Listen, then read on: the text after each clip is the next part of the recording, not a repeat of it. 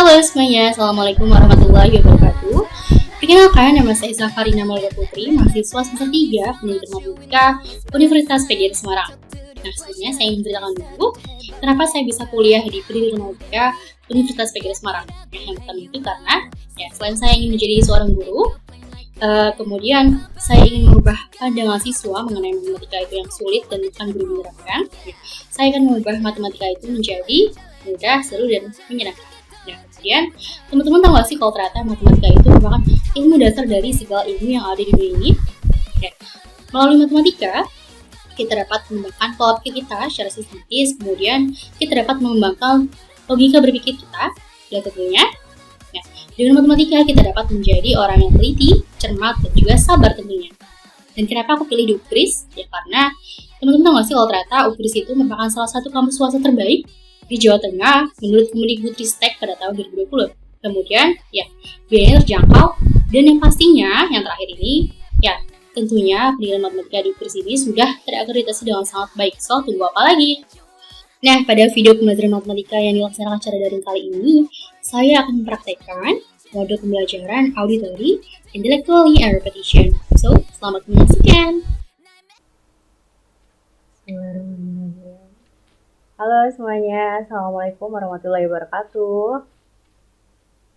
Waalaikumsalam warahmatullahi wabarakatuh. Gimana kabarnya hari ini? Baik, Bu. Ya, alhamdulillah ya. Udah pada sarapan semua kan ya? Sudah, alhamdulillah. Ya, baik. Nah, anak-anak, di masa pandemi kali ini, meskipun angka PPKM sudah dapat dikatakan turun, tetapi alangkah lebih baik ya jika kita tetap mematuhi aturan prokes yang ada supaya pandemi ini dapat segera berakhir dan kita dapat bertemu, kita dapat belajar secara tatap muka ya. Nah, sebenarnya pembelajaran itu dapat dilaksanakan baik secara offline maupun online. Asalkan apa? Asalkan anak-anak semua menjalannya dengan semangat dan juga ikhlas ya. Kita harus selalu bersyukur. Kita harus tetap selalu bersyukur kepada Yang Maha Kuasa karena kita masih diberi nikmat sehat dan nikmat rezeki untuk dapat menimba ilmu di lembaga formal di lembaga formal pendidikan seperti sekolah ini, karena masih banyak anak-anak di luar sana yang kurang beruntung, yang mereka masih ingin merasakan bagaimana pendidikan di lembaga formal seperti sekolah ini ya anak-anak. Oke, kita lanjut ya. Nah, hari ini kita masih akan melanjutkan materi sebelumnya, yaitu materi pola bilangan. Oh ya, sebelumnya coba dong open kamera dulu. Ibu pengen lihat anak-anak Ibu gimana pagi hari ini. Udah pada mandi apa belum? Coba open kameranya sebentar ya.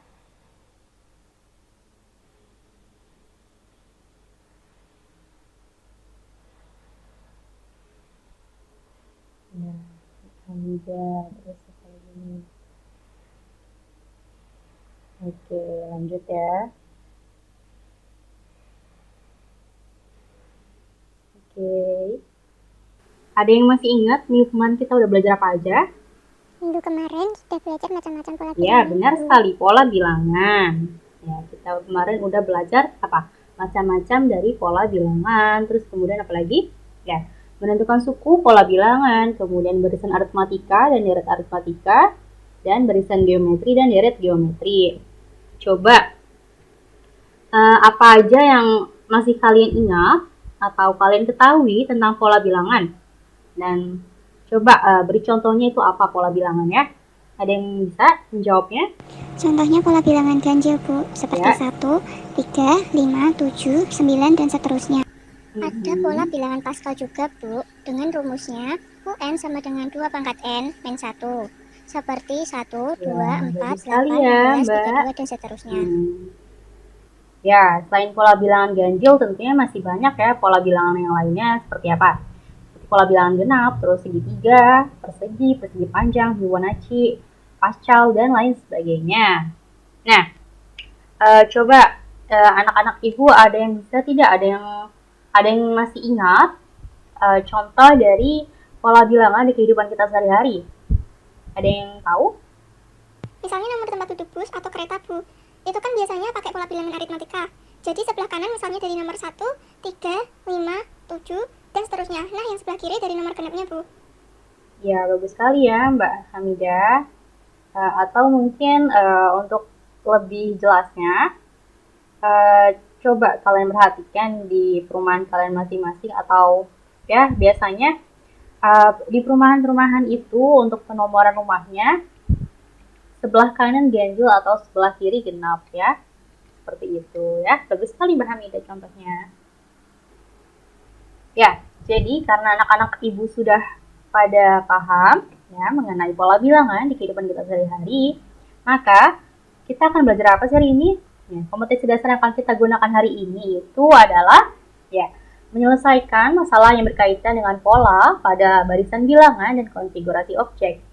Dengan indikator pencapaian kompetensinya apa? Ya, yang pertama itu menerapkan aturan pola bilangan dalam menyelesaikan berbagai permasalahan, kemudian memecahkan masalah kontekstual yang berkaitan dengan pola barisan bilangan. Ya. Nah, tujuan pembelajarannya apa? Ya, nanti secara mandiri anak-anak dapat memahami apa itu pola bilangan. Sudah pada paham kan? Ya. Kemudian nanti secara mandiri anak-anak pastinya sudah dapat menentukan suku dari pola bilangan. Dan nanti nih, hari ini secara mandiri anak-anak dapat menerapkan aturan pola bilangan dalam menyelesaikan berbagai permasalahan ya. Dan nantinya secara berkelompok, nanti kita akan buat kelompok, anak-anak dapat memecahkan masalah kontekstual yang berkaitan dengan pola barisan bilangan. Oke? Nah, sekarang coba perhatikan para penerjun bebas ini. Ya, teman-teman pikir pola bilangan apa yang para penerjun bebas ini gunakan dalam membentuk sebuah formasinya? Ada yang tahu formasi apa? Pakai pola bilangan segitiga, Bu, Ya, namanya. benar sekali ya. Formasi dalam pola bilangan apa? Segitiga. Nah, sekarang bagaimana cara menentukan formasinya? Lalu bagaimana cara menentukan formasinya dengan menggunakan apa? Dengan menggunakan rumus matematikanya. Ini kan sudah menggunakan pola bilangan matematika. Nah, caranya gimana? Ada yang tahu caranya? Caranya, orang pertama yang terjun itu jumlahnya 1 orang dulu. Baru habis itu 3 orang, 6 orang, dan seterusnya sesuai sama polanya. Rumusnya berarti UN sama dengan setengah N dikali N-1 ya, Bu. Bagus sekali ya jawabannya. Jadi, pola bilangan segitiga yang digunakan oleh para penerjun bebas dalam menentukan formasinya itu menggunakan rumus pola bilangan apa? UN sama dengan setengah N dikali dengan apa? Dikali dengan N dikurang 1. Ya, benar sekali ya. Terima kasih, Mbak. Nah, selanjutnya. Oh ya, sebelumnya, apakah masih ada yang ingin ditanyakan?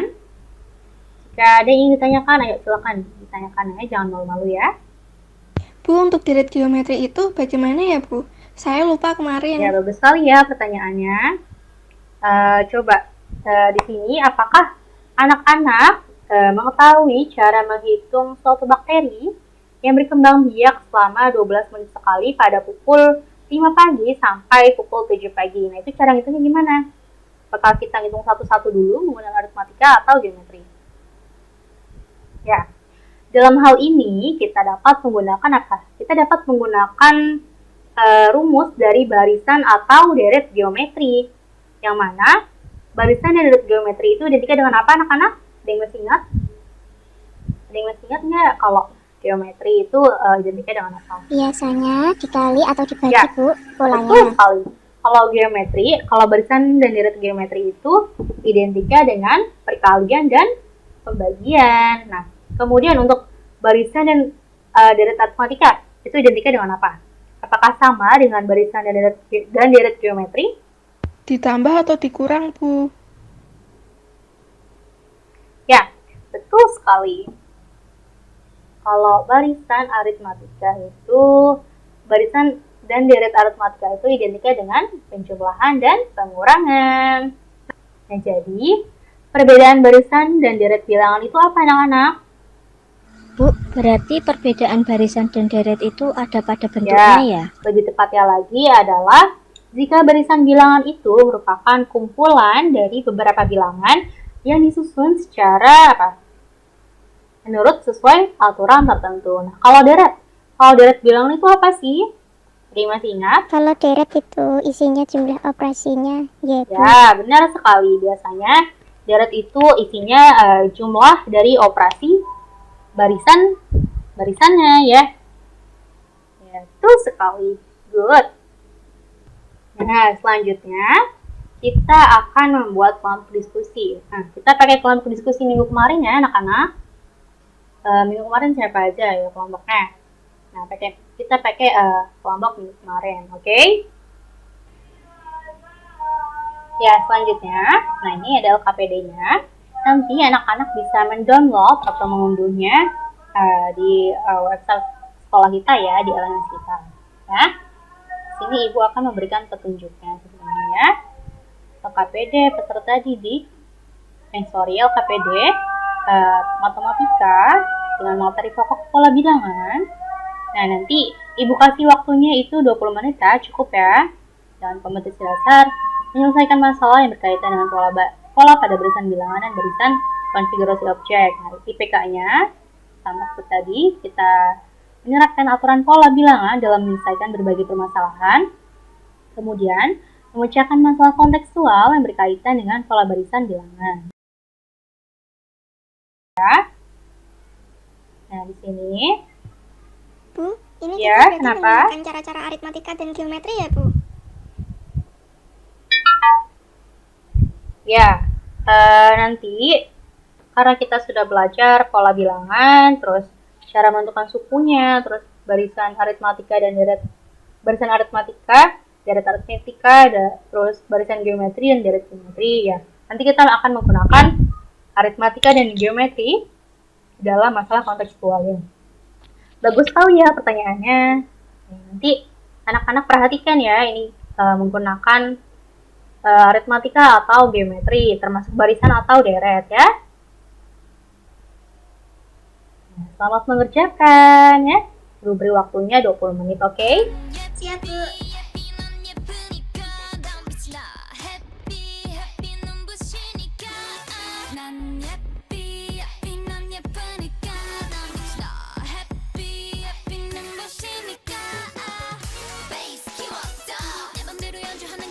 Nah, ini tadi jawaban dari kelompoknya Mbak Hamidah dan Mbak Ahyaya. Nah, apakah kelompok lain ada yang memiliki jawaban yang sama dengan kelompoknya Mbak Hamidah dan Ahyaya? Ada yang sama, Bu, cara nomor 3. Oh iya ya, tadi kelompoknya Mbak Vina dan Yunike caranya sama ya dengan cara di nomor 3-nya Mbak Hamidah dan Mbak Ahyaya. Oke.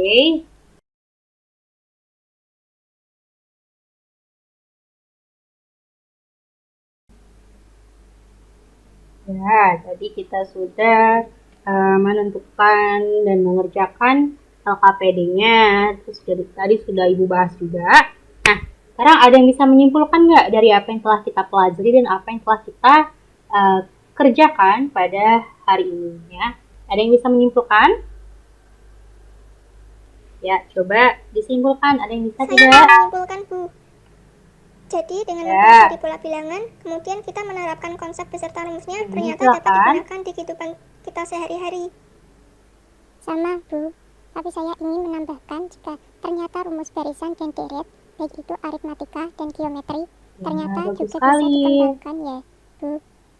Contohnya seperti nomor 2. Ya, betul sekali. Jadi nomor 2 bisa kita kembangkan lagi rumusnya ya. Ya, bagus sekali kesimpulannya. Terima kasih.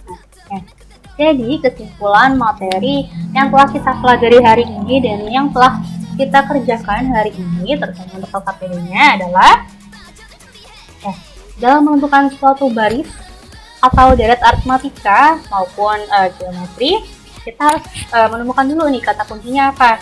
Kalau aritmatika, tadi barisan aritmatika dan deret aritmatika itu identik dengan penjumlahan dan pengurangan.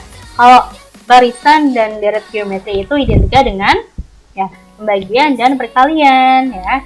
Supaya apa? Supaya mengerjakannya lebih mudah. Kalau kita sudah paham kan pasti mudah ya, langsung satu ya.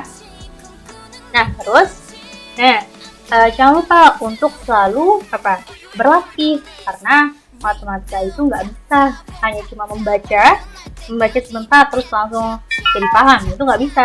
Dalam matematika kita harus tetap berlatih ya. Misalkan pembelajarannya sudah selesai, kita harus mengulangnya kembali, oke? Siap, Bu. Ya, di sini ada latihan soal individu. Ini kuis ya. Nanti setelah pembelajaran selesai, Ibu beri waktu 10 menit pengerjaan ya. Tetap dikumpulkan di LMS ya. Maksimal 10 menit pengerjaan ya. Oke, sekian materi kita hari ini. Ya, jangan lupa terus jaga protokol kesehatan meskipun level PPKM-nya sudah turun ya. Kita nggak boleh abai dengan prokes kesehatan yang ada, oke? Tetap semangat belajarnya, tetap disiplin tubuhnya. Jangan lupa untuk dipersiapkan belajar materi selanjutnya ya. Ya, oke. Sekian pembelajaran kita hari ini. Wabillahi hidayah. Wassalamualaikum warahmatullahi wabarakatuh. Sampai jumpa minggu depan, anak-anak. Waalaikumsalam warahmatullahi wabarakatuh. Terima kasih, Bu. Ya.